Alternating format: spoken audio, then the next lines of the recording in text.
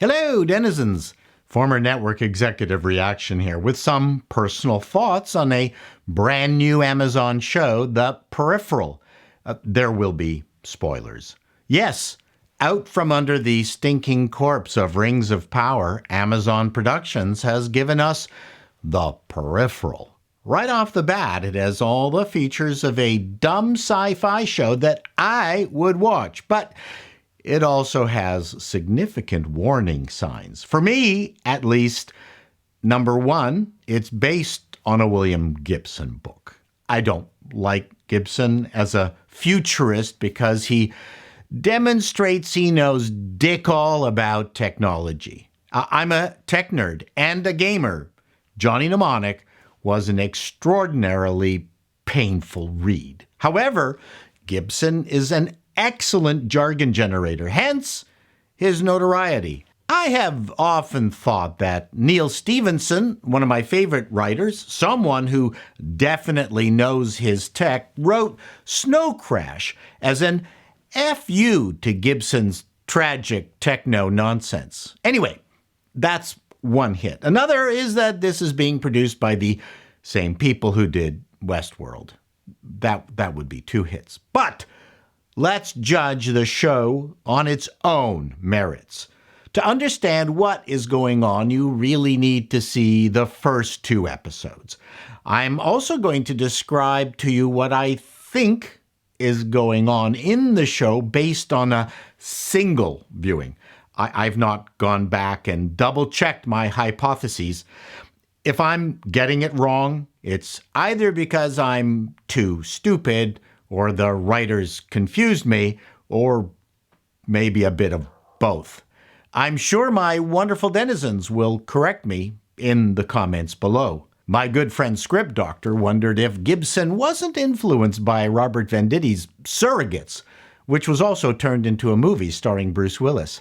I have not read either of those books, but reading the summaries, one could see the similarities. Okay. Enough rambling. The show takes place in the Blue Ridge Mountains in an unspecified state in the year 2035-ish. It's about a brother and sister, Burton and Flynn, who scratch out a subsistence living testing video games or virtual worlds or something. Their mother is sick and blind, of course, and everyone speaks in that good old boys kind of drawl. There's a ramshackle house and a busted Airstream RV where all the high-tech VR stuff happens. Flynn rides an electric bike into town to her job as a 3D printer wrangler. We get no idea what people are actually printing. Car parts, plastic gun parts, vibrators, who knows? The show starts with, I think, a young Flynn avatar talking with Wilf Netherton on some VR futuristic park bench, because that's the most exciting thing you can do with VR in the future. I don't recall their discussion at all. Flynn's brother, Burton, is involved in most of the testing, but asks Flynn to take over the leveling up sequences because she's a better gamer, reaches higher levels, and they make more money. At some point, some mysterious headsets arrive, and Flynn is told that these are experimental and they'll get more money testing these. Donning a set, she is transported to London, year 2100, inhabiting her brother's avatar.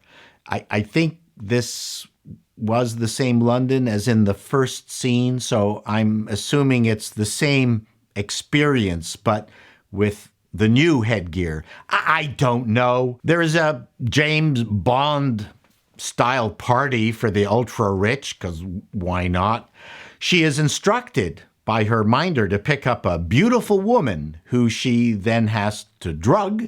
She meets her minder. Oh, I forgot about this part. She comes back and then she meets some bad guys. Then we meet another really bad guy and then she goes back. She has an eyeball exchanged to get through security doors, that old thing. Her other eye gets zapped with a laser for some reason. Then there is a fight in a corridor where the game-savvy Flynn suddenly doesn't know how to fight at all. Gets beaten up, loses the skin on his hand, her hand, and finds a metal skeleton under it. And then the simulation ends. Flynn runs from the airstream shaken. Episode 1 ends with high-tech mercenaries with invisible Audis surrounding their home. The first episode was really just one big mystery box, but ended in an intriguing cliffhanger. Episode 2, we find out that the mercenaries were hired by people from the parallel future world Flynn was just in. Suffice it to say, the mercenaries get killed by Burton and his good old boss, who also served in the Marine Corps Elite Haptic Recon Unit. That was actually kind of fun. But the mercenaries were more Star Wars stormtrooper bullet sponges and less trained assassins, as described. Flynn is warned by that Wilf dude who can somehow communicate to her in her real world, and she must get back into the future world ASAP or there'll be more attacks. Okay, so she does, but her avatar now looks like her, not like her brother. This is Paul from the future. I think this is because her brother Stubb was killed, and that's why she's looking the way she's looking now, I think. We meet a crap ton of rich people with British accents talking about stuff. The only thing I picked up was that they wanted Flynn to find Alita, who went missing, who I believe she met earlier, and that this is apparently a real parallel world operating 70 years into the future. And when you log in, it's real. And when you pop out, you're replaced by an NPC or something. I didn't get it. It's hugely convoluted.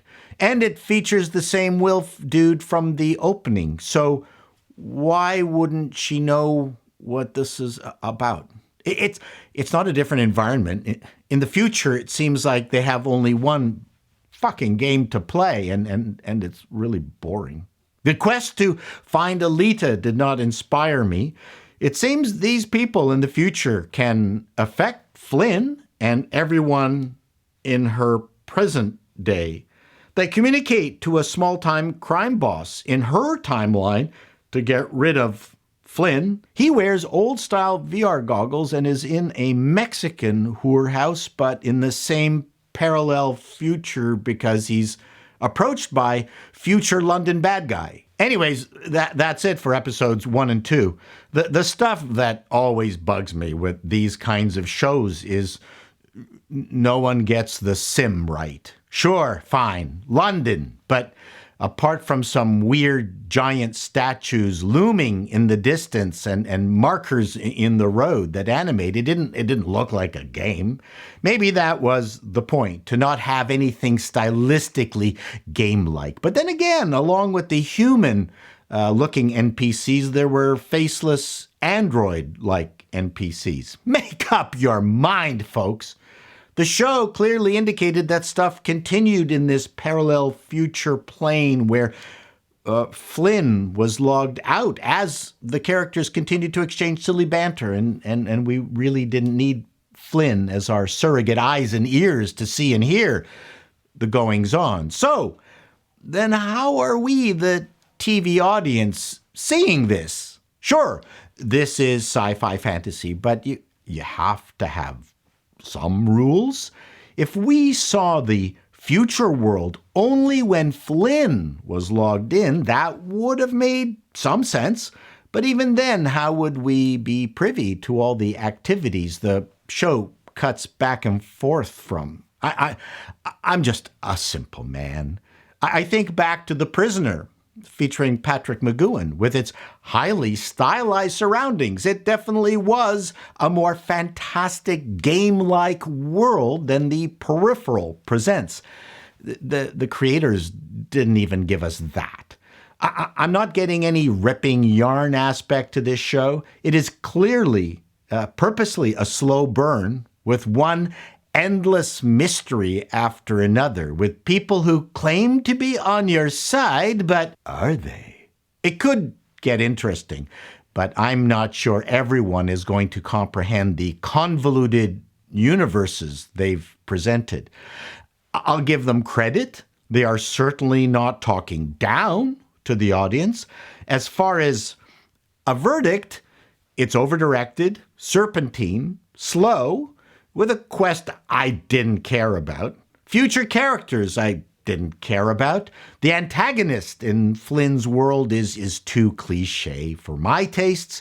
The rendition of most of the tech will probably be really cool for those who buy into that Hollywood interpretation of it, which is always an eye roll for me. I do like Flynn, Burton, and that collection of misfit ex-Marines. I would tune in just to see more of them. But the stuff taking place in future London so far is boring as warm beer. Okay, wait. That's how the Brits like it. Damn, I've run out of insulting similes. Till next time, denizens, be seeing you.